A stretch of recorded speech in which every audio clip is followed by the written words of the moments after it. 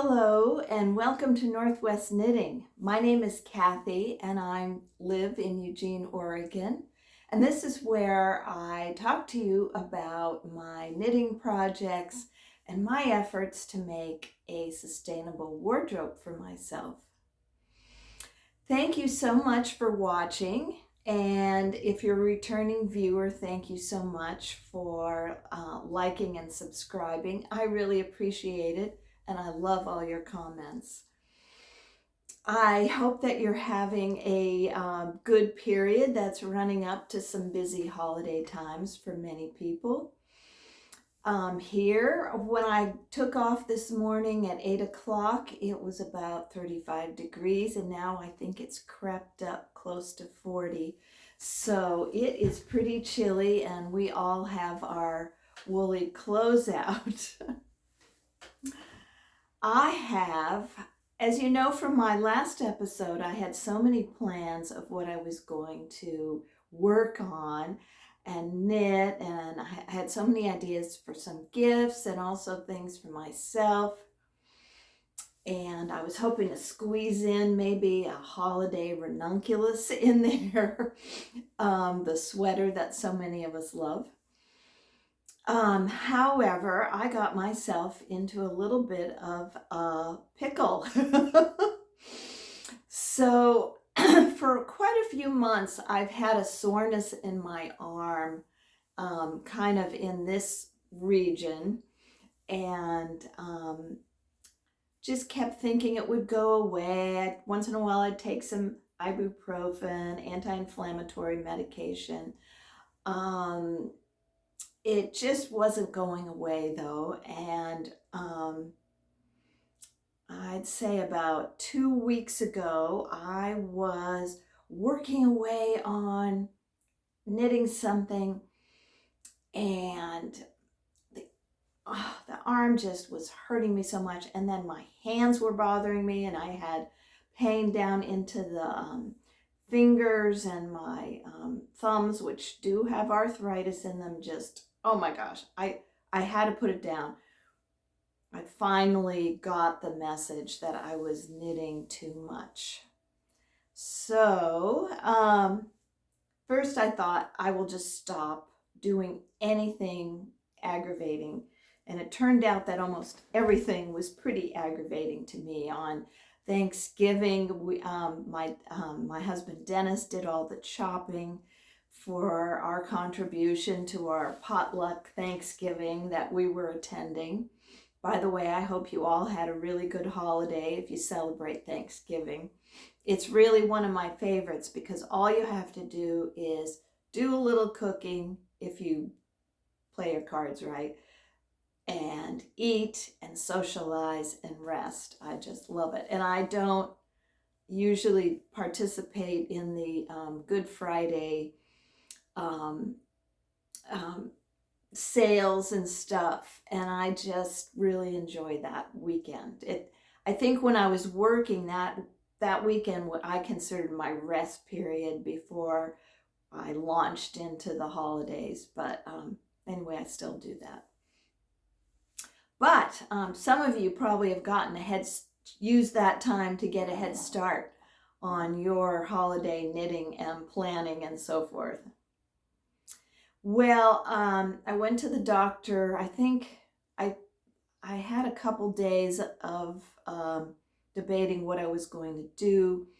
I went to my provider, who gave me a very, very thorough exam, and she sent me to physical therapy. Now, she called it chronic shoulder pain, probably because I said I had had it for quite a few months.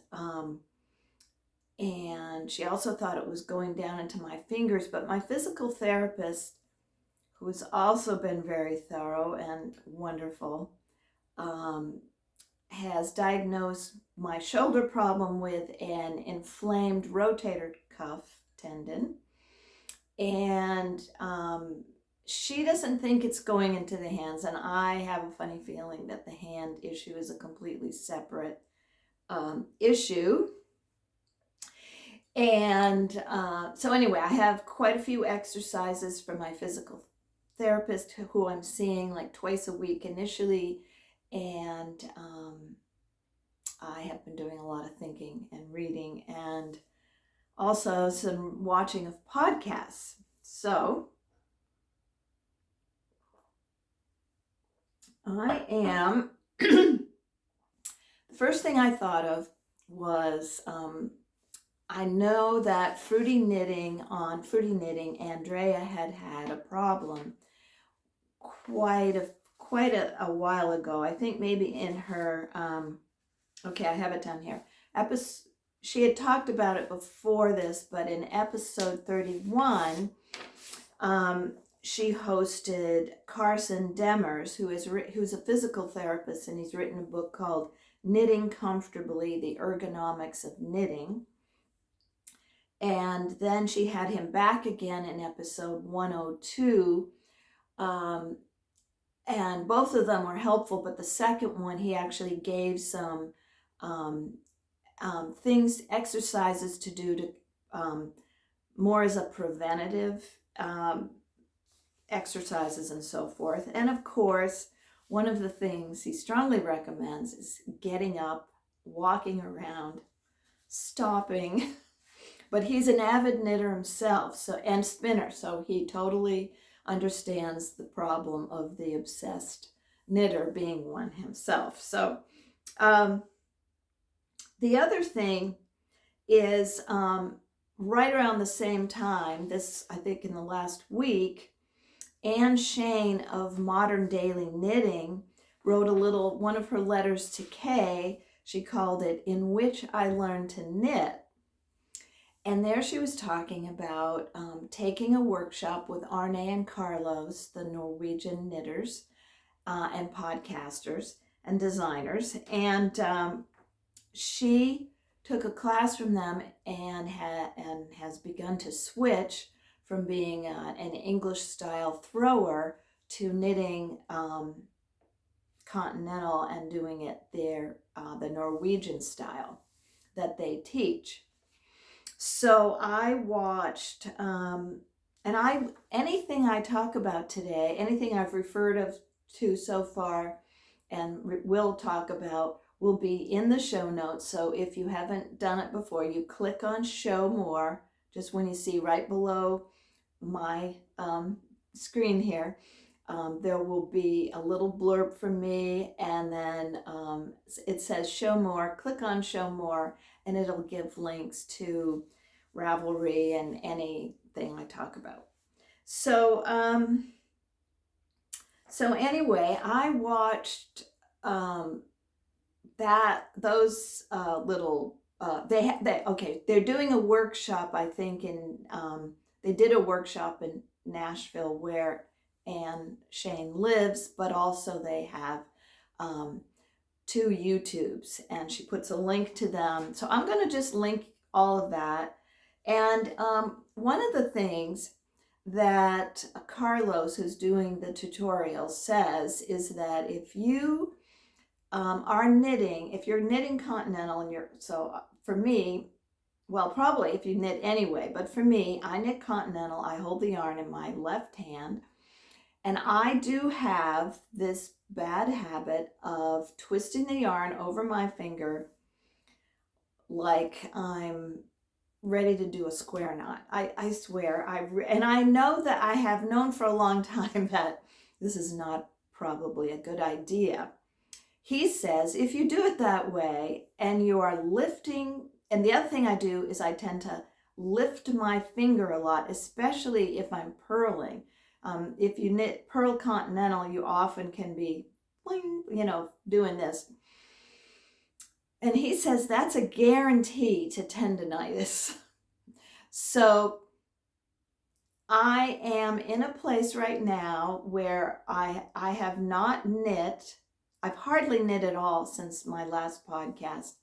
And I'm just not knitting. It's very uncomfortable for me not to be knitting. And then when I resume, I am going to try to find a better way to knit that is not so hard on my hands and my body. Now the shoulder thing, it's possible, isn't from knitting, but I suspect sitting with my arms, having my arm in this, any kind of a locked position here seems to aggravate the shoulder. Also, I have, like right here, I have a, see this chair has arms. Well, I have shrunk like crazy as I've gotten older. And when I put my arm on something like this, what it does is it's shoving my shoulder right up it's shoving my arm bone, I forget the name of this one, right into the tendon. So also sitting at the table, kitchen table, with my, and maybe the computer, laptop's here, and I stretch out and do this. So if you do all those things, don't do them. Or be careful, move around, stop knitting, take a break. Otherwise you might get into this kind of a mess. So anyway, those are the biggest things. And I will talk more about it as we go along. But for right now, because I'm wearing this, it's freezing in here, and I am wearing a shawl that I made ages ago. I think everybody in my knitting group has made at least one, and some people have made 5 or 6 or more of these. This is the Linus by Annette Cordes, and it is a free pattern on Ravelry. Super easy.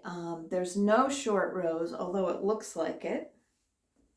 And I'm going to gently take this. Oh, I cannot get the... Okay.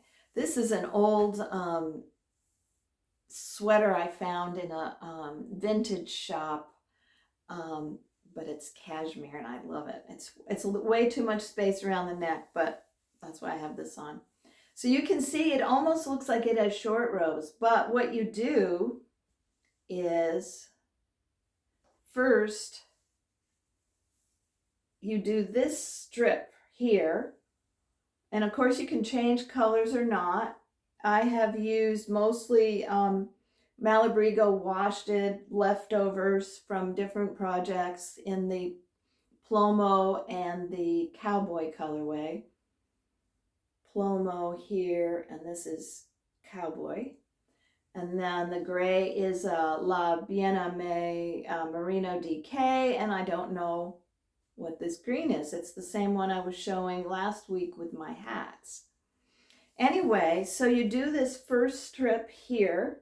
So you're increasing at one end, decreasing at the other.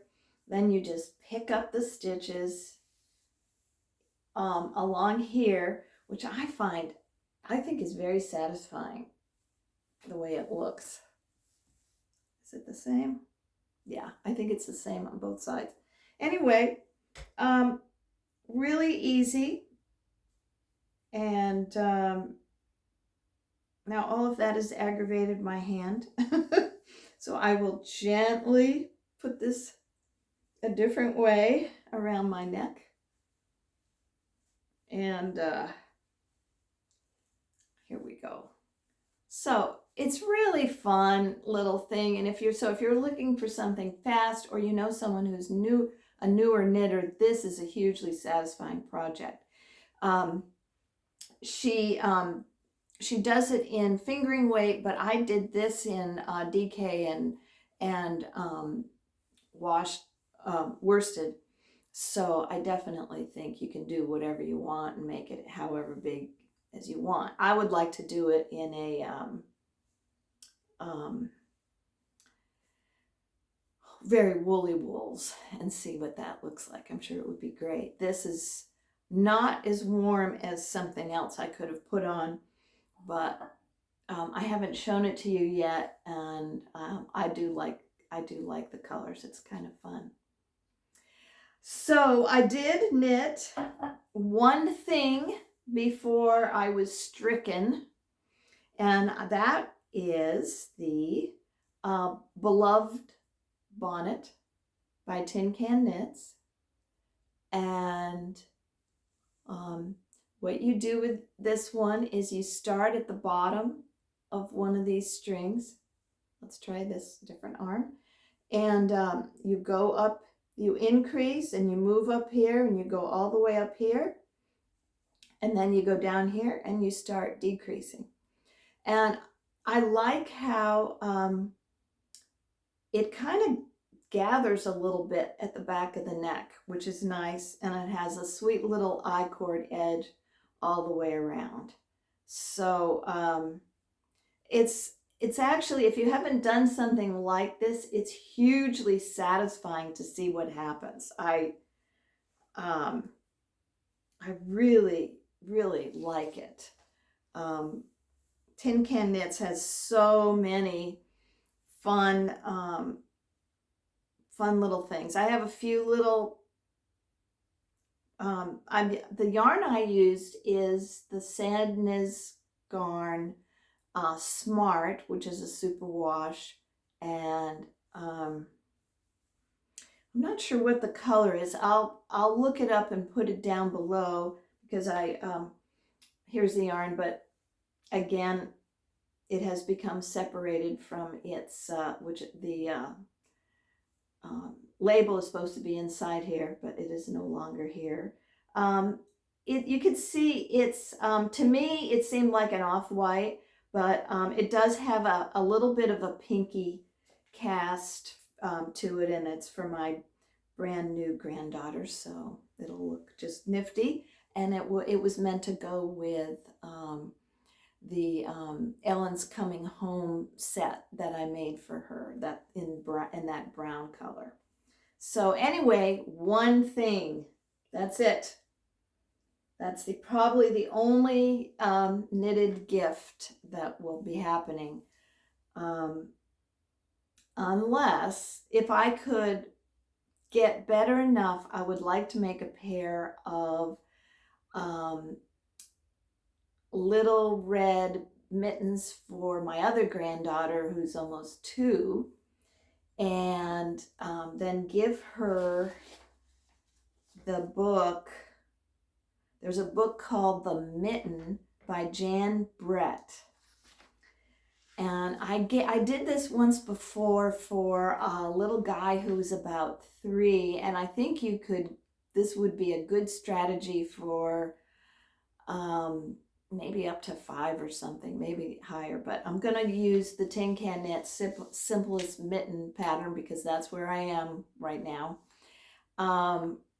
And I'd like to make them out of red.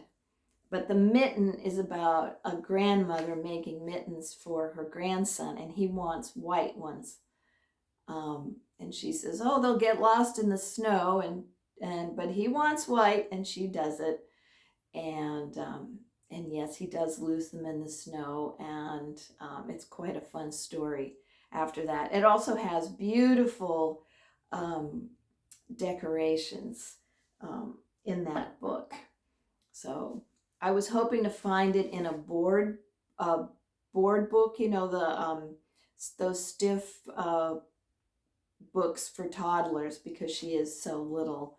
But the bigger book is the hardcover paper book is quite lovely. Okay, so I am moving right along because of the situation. The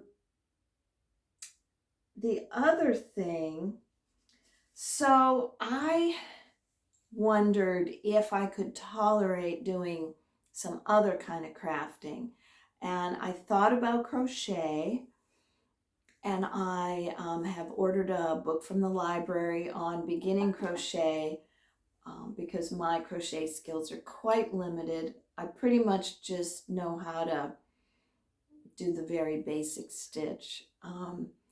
So that's something I'm thinking of. My friend Rita also suggested that I might be able to do that. I also have done some embroidery.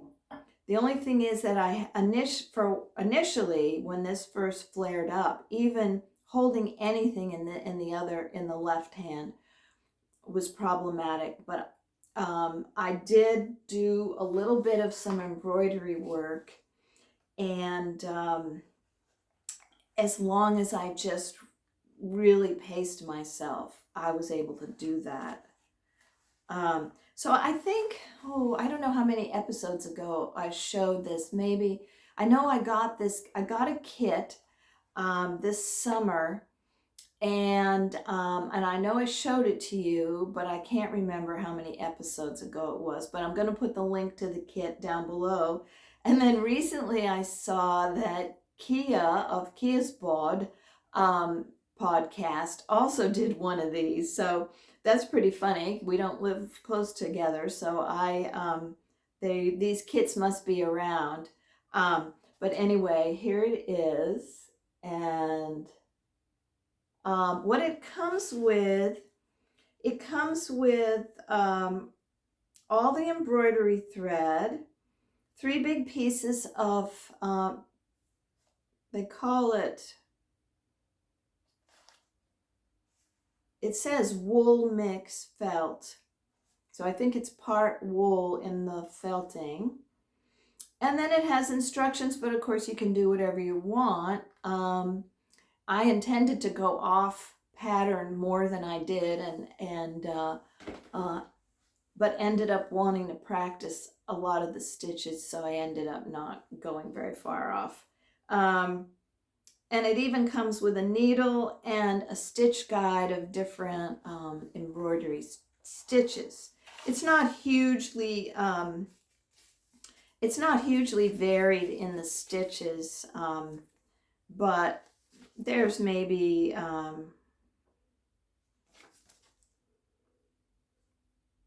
maybe 10 or 12 stitches, and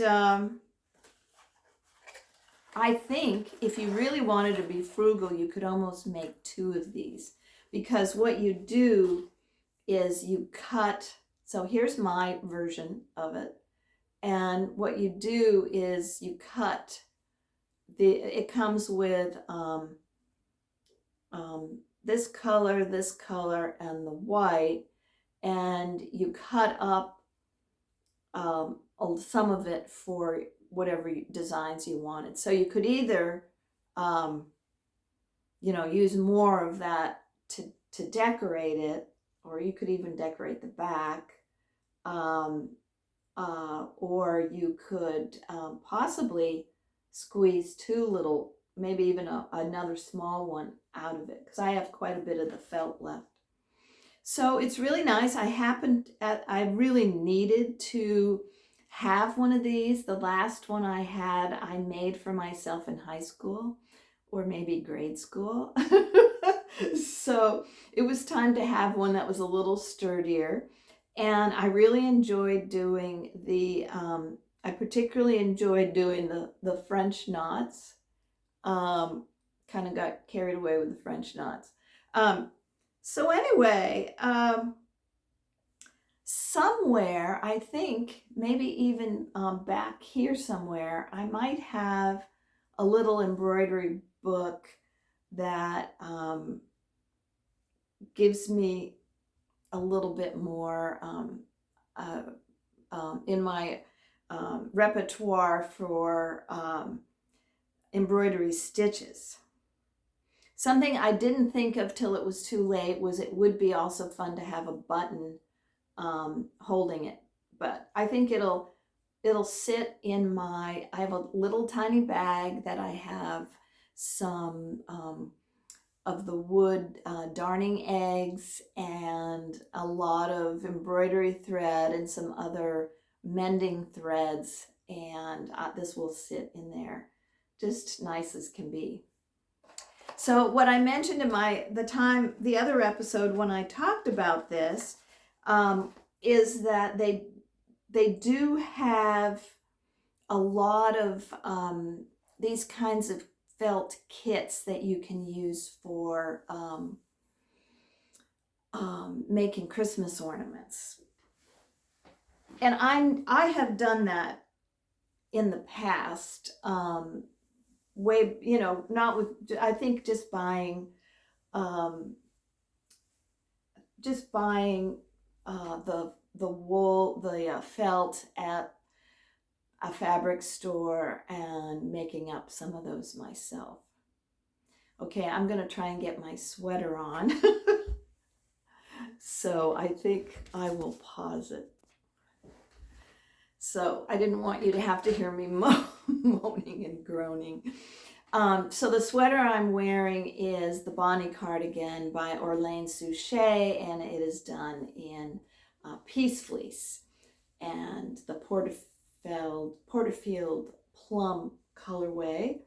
And I talked about this in episode 3, so you can hear all about it. But it's a very, it's a worsted weight yarn that I think really is thicker than that, maybe Aran weight, and it has a surprising amount of drape after it's washed.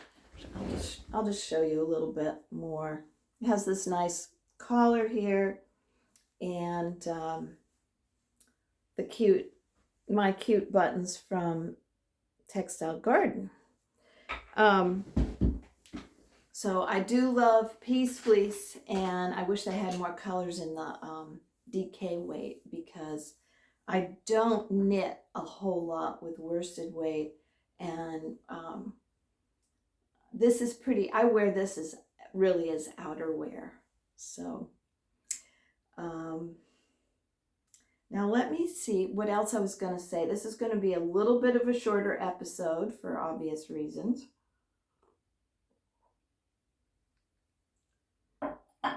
I've been using some of my time to research possibly getting a camera instead of using my phone.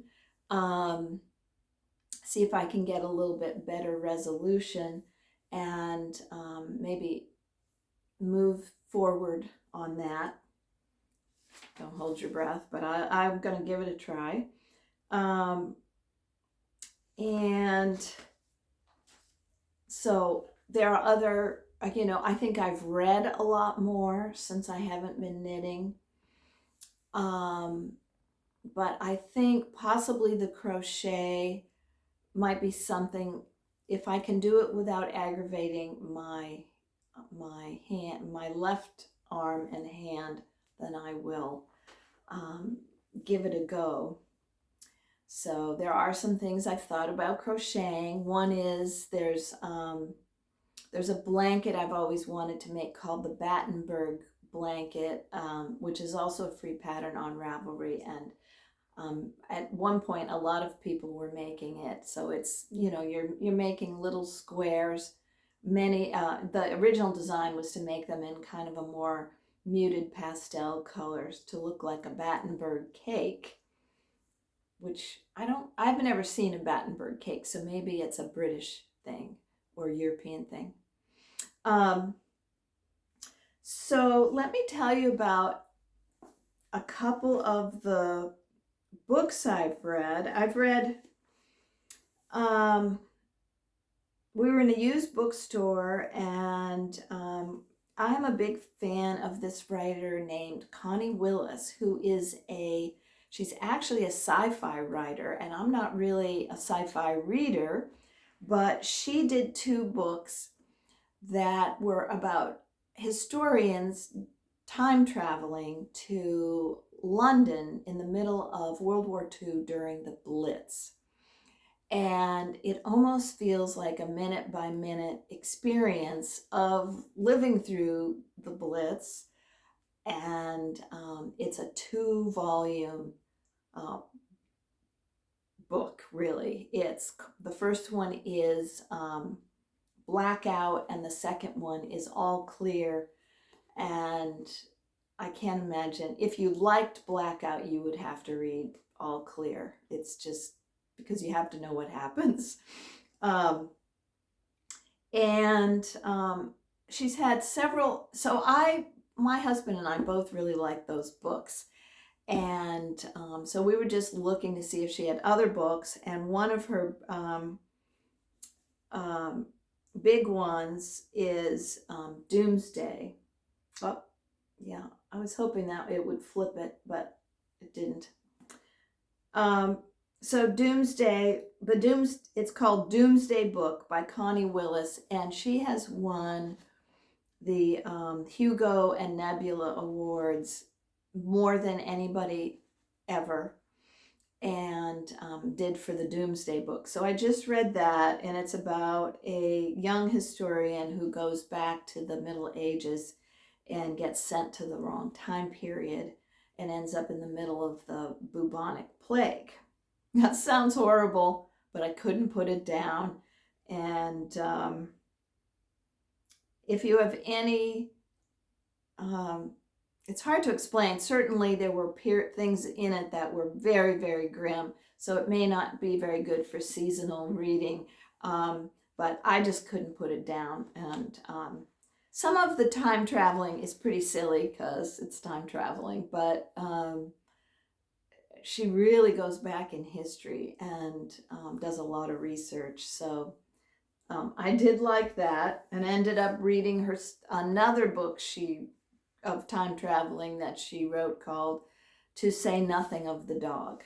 So if this doesn't make you just like turn away in horror, then you might actually want to look at those. But I read another one my neighbor gave me to read, loaned me to, and it's called This is just a fun and cheery book. It's called Perestroika in Paris by Jane Smiley. Now, Jane Smiley won the Pulitzer Prize for her book 1,000 Acres quite a while ago. And this one is completely different. If you've read Jane Smiley, this is completely a turnaround for her. She wrote it in 2020. It is just charming and delightful. It's about a racehorse who gets loose and decides to explore, and the racehorse is named Perestroika. So it has really nothing to do with a Russian détente or anything. It's just the horse going through Paris and meeting other animals. So it was very fun, and if you know somebody who needs something lighthearted, this would be a good book. The New York Times says, if you're looking for a feel-good escape, try this. So very, very fun. I really enjoyed it. Well, I hope you are having just an excellent winter season, and that I don't know about you, I tend to cook more, and so we've been cooking up a storm, and I'm really happy that I'm able to do most things now, but I do still have to be careful of certain motions with my arm, and also just sitting like this isn't working for me right now. So I'm hoping that when it all settles down, I can slowly resume. And if not, the next episode, I will probably be talking about some other crafts that I've explored. I've also thought about getting my sewing machine out maybe before the holidays, if that isn't too much of a problem for me. But we're having family join us the week before Christmas, so my time of planning and getting ready is pretty short now. Anyway, I just hope you're doing really well and staying warm if you're on the Northern Hemisphere, and enjoying playing with your wool. And I hope to join you at that sometime pretty soon. So you take care. Bye.